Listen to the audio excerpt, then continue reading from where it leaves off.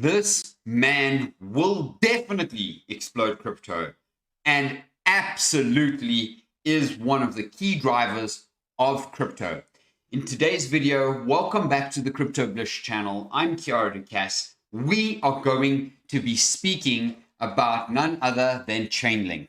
Guys, Sergey Nazarov is a king of crypto without a doubt. And you need to be keeping a very, very close eye out on Chainlink and what this project is doing and can do for you, you blessed benevolent soul. And if you want to know more about particular price predictions that I've done on this before, make sure to subscribe to the channel and check the video cards just above, because those are the ones that are absolutely powerful for you and for me. Guys, Chainlink is currently ranked 18th and is beautiful logo. I love it. It's a hexagonal or a B shape. Its name is Chainlink. Its ticker is Link, $7.74. We're down 0.4% for the day, up 0.2% against BTC, down 0.6% against ETH. 24-hour, market cap is $4.3 billion. Trading volume is about 10% of that at $437 billion. Fully diluted is about $7.7 billion. It has $1 billion coins in supply. Circulating is 556 billion coins. And if you want to go ahead and check out their social media charts, etc., you guys can go ahead and check them out.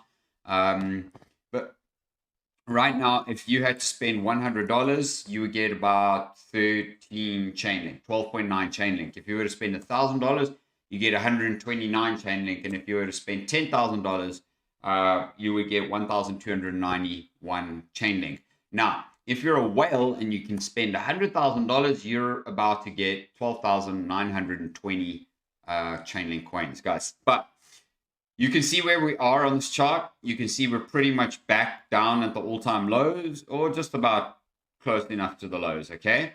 We were at the all-time high on this coin, up at $52.70, which we're down 85.36%. We are up from 6 years ago, from the all-time low, 5,107%. That is massive gains, guys. So now, what will it take for you to become a millionaire with Chainlink? Well, we will discuss that in this video, so make sure to stay tuned. But for now, let us quickly go and see exactly Chainlink's Twitter page. So you can join them for the Barcelona SmartCon. They have 1 million followers. Chainlink is huge, guys. You can see here. This is from September 22. From native multi-network capabilities to risk management, Sergey Nazarov breaks down why the most security-sensitive institutions in the world, those managing quadrillions in asset flow, are choosing CCIP. Now, what is CCIP? Well, we'll have a look at that in a moment, but here is the Chainlink website. You can see that they have enabled $8.6 trillion of transactions so far. You can join them at the Web3 at the SmartCon in Barcelona. Go check it out here. You can't see this, it's behind me, but go and check that out on their website. You can develop with Chainlink and see their explore their solutions. Aave, Synthetics, Compound, GMX, TrueFi, Nexus, ENS. It creates Web3 value in Chainlink solutions. Reliable, tamper-proof network, seamless connection to APIs, proven ready-made solution, high reliable automation. Well, you can integrate into your APIs. These guys are all part of them. Build and learn on Chainlink. You guys can go ahead and have a look at that.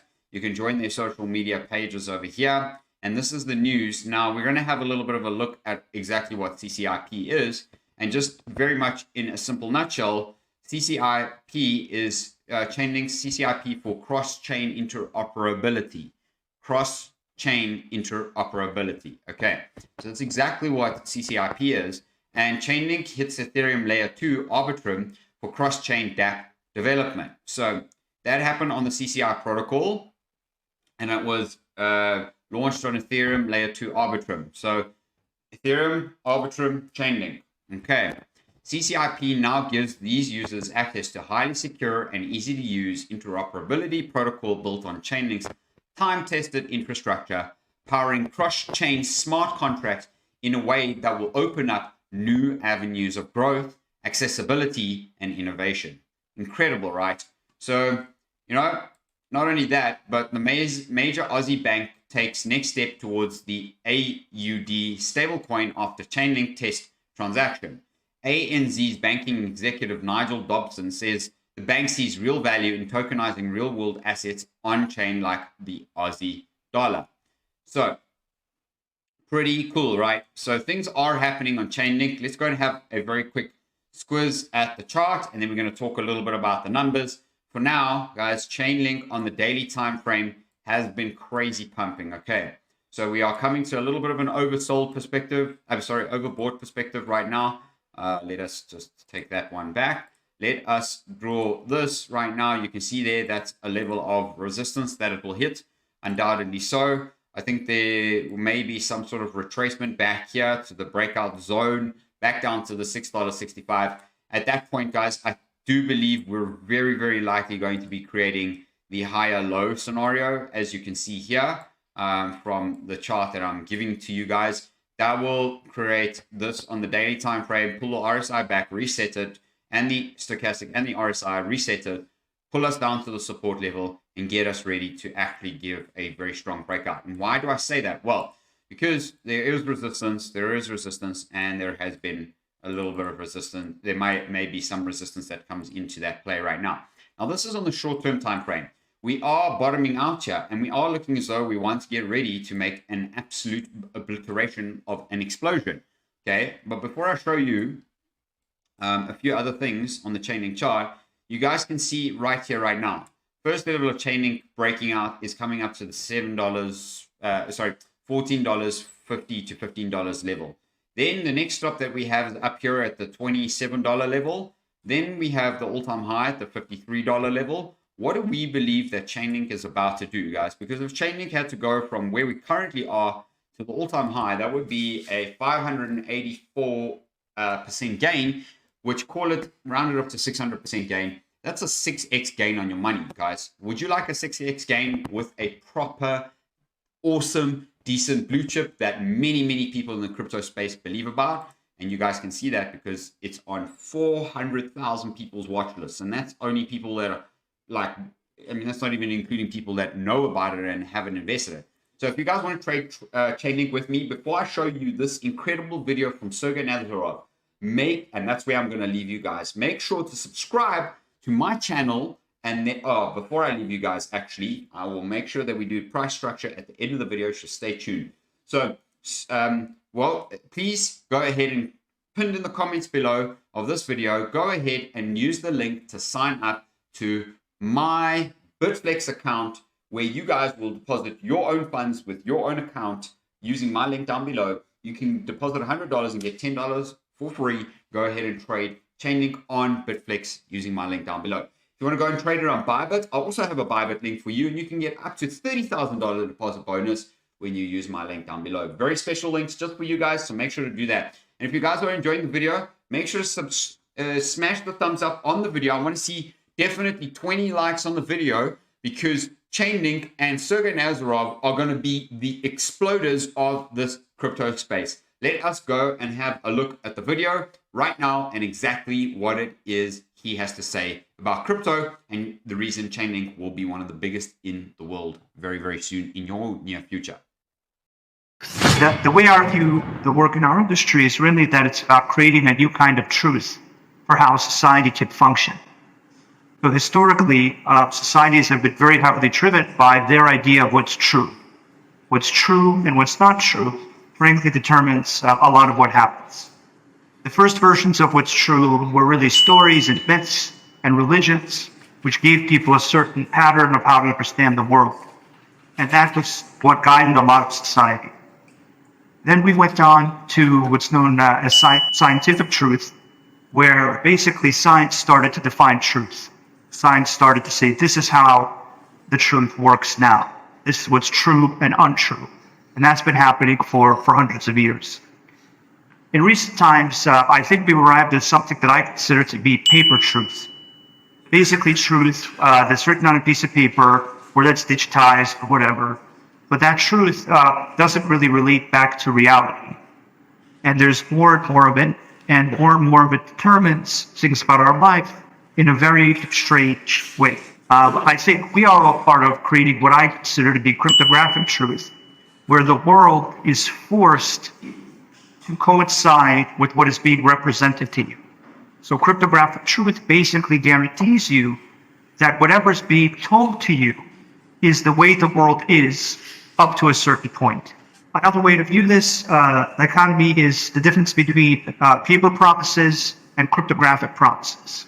So for example, paper promises are money in your bank account, which the bank could decide not to give you. Cryptographic truth is when you have a private key and you control something directly yourself. And the only thing that could ever lead to you not controlling that thing is if math and encryption stop working. That's what we do. We provide huge amounts of cryptographic truth, the most in history, to these things called blockchains, which are basically like cryptographic truth processing and storage machines, where you have contractual conditions and contractual outcomes executed by this cryptographic truth. So as we know, Chainlink actually has many different products. Cross-chain communication, market and data feeds, functions, automation, VRF, which is verifiable, tamper-proof random number generator for blockchain gaming and NFT projects. It's also a proof of reserve, autonomous, reliable, and timely verification on-chain and off-chain reserves. Guys, if you need to know more about Chainlink, come and do your own research, find out a little bit more about it, but its use cases are within the financial services sector, DeFi, gaming, NFT collectibles, climate markets, enterprises, and insurance, guys. You do not want to miss out on the growth that this ecosystem is about to bring forward here. Go ahead and read the white paper and see exactly why you need to be investing in Chainlink. And of course, this video isn't any financial advice. So I'd like to just go ahead and show you what I believe we could see Chainlink at in the near future. So guys, let's go very quickly look at where the market cap has previously been first. So the market cap previously at the all-time high was at $22 billion. It currently is about $22 billion. Okay, divided by $4.3 billion right now equals 5.11x from where we are. So times $7.75. That will give us a $39.65 price. Now, as you can see, the all-time high was actually $52.70. So that wouldn't even get us close to that up there.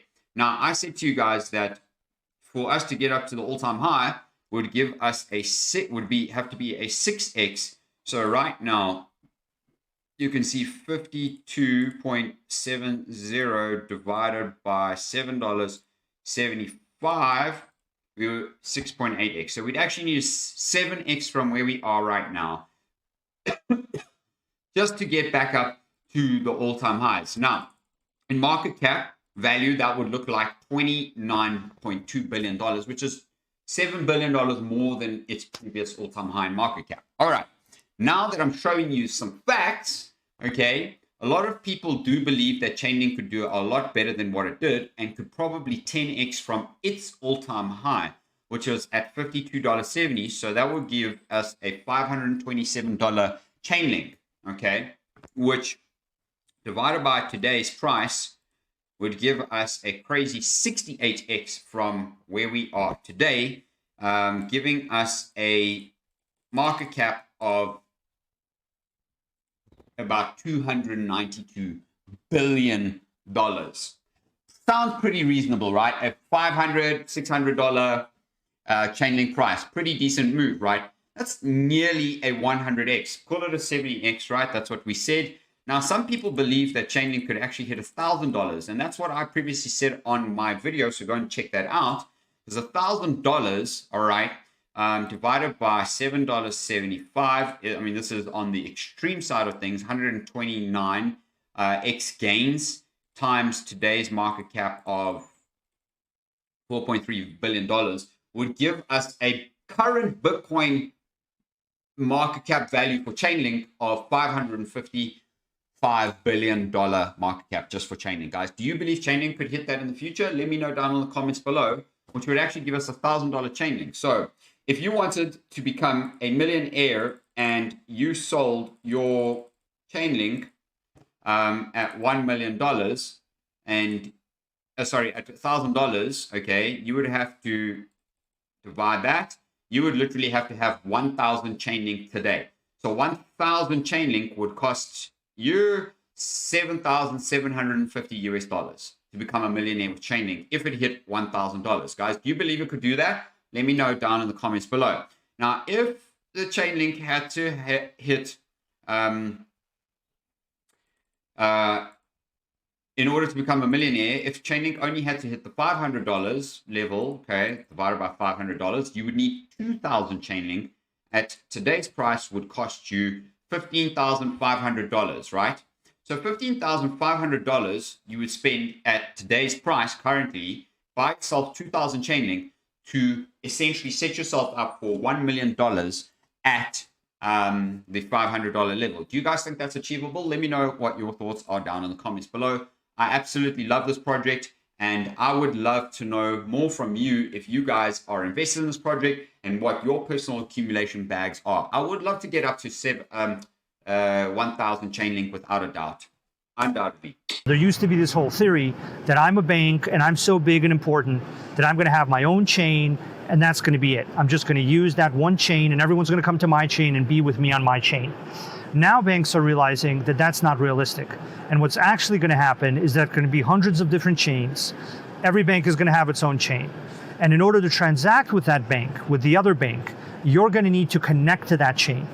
If you don't connect to banks, if you don't connect to counterparties on their chain, then you won't have clients, you won't have users, you won't have liquidity, you won't have markets. If there are no markets, there's no point of making your assets. So while the first step might be making the market by creating the asset, the next step is getting liquidity, is getting value to flow into your asset by connecting it to multiple chains.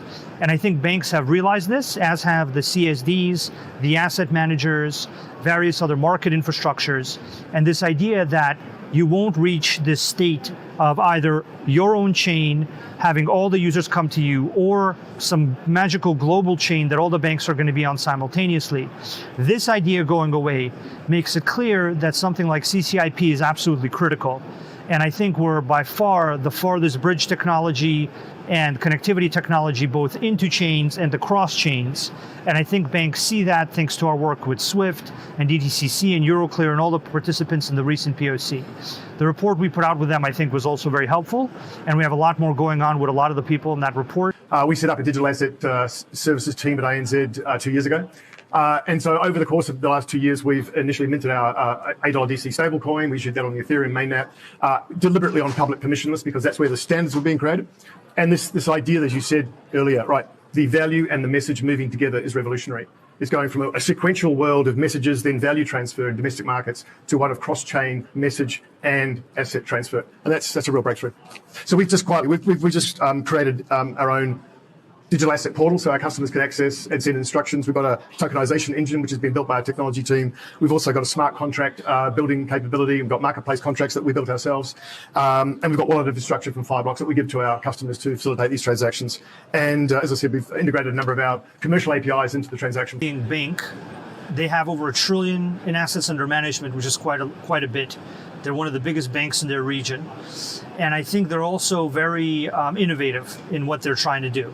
So they are one of the banks pushing green assets and carbon credit assets, and they have a real, I think, leading position in their part of the world on that. What we did with them was there was a stable coin created that was used for DVP, delivery versus payment, of a carbon credit green asset, which is called a reef credit, which is a carbon offset asset or an environmental offset asset related to the barrier reefs in Australia. And so there's a return for holding the asset because the asset represents a reduction in the chemicals that go out and damage the reefs. I think these types of assets are new assets coming into the financial industry. And new assets are actually easier to turn into blockchain-based token assets and tokenized real-world assets. So I think that's one of the reasons they went with that, because there isn't an accepted framework or an accepted standard for how to do that. There is real demand now. Real-world asset tokenization is something that banks are uniquely positioned to do, because they know how to package things into financial products very well. And they have access to huge amounts of various industries and corporations that want to package their assets into real world assets, right, into real world tokenized assets. Then CCIP, I think, is a critical component of providing liquidity and creating viable real markets for those assets made by banks. The other great thing about CCIP is there is no chain. So a lot of the solutions that seek or want to create interoperability across capital markets and banks, what they're actually doing is they're injecting a chain in between banks, which will essentially act like settlement infrastructure. And banks do not need more settlement infrastructure in between them and their counterparties. It's just not something they're excited to do. A, there's a lot of settlement infrastructure already, and they're making their own chains for that purpose. And B, they kind of view it as a cost that they don't want or need. What they actually want is they want more usership, more liquidity, and they want to connect to their existing counterparties efficiently. And that's what CCIP is meant to do. CCIP doesn't have a chain. CCIP doesn't have any way to do settlement. It's just a way for one chain to send value or tokens to another chain together with a message that can trigger outcomes. Thank you very much for being here. Appreciate it. And make sure to subscribe to the channel. Hit my link down below. And thank you for being here. Really appreciate you. And we'll see you on the next one. Bless your souls. Make sure to check these ones out. These ones were crazier and nuttier than these ones.